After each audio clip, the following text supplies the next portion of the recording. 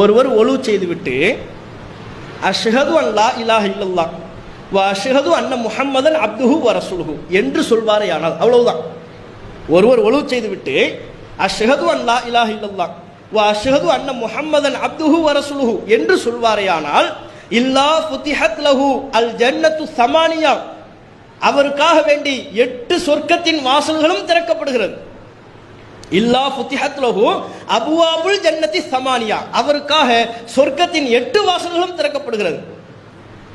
ஃபயதுகுலு மின் ஐஹா ஷா, அவர் விரும்பிய வாசல் வழியாக நுழைந்து கொள்ளலாம் என்று நபிகள் நாயகம் சொன்னார்கள். எப்படிப்பட்ட சிறப்பு!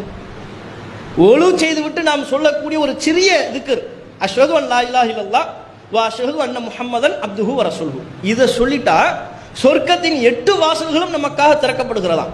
முஸ்லிம்ல பதிவு செய்யப்பட்டிருக்கிற செய்தி. நாம் விரும்பிய வாசல் வழியாக உள்ளே நுழையலாம் என்கிற அளவிற்கு ஒரு சிறப்பு.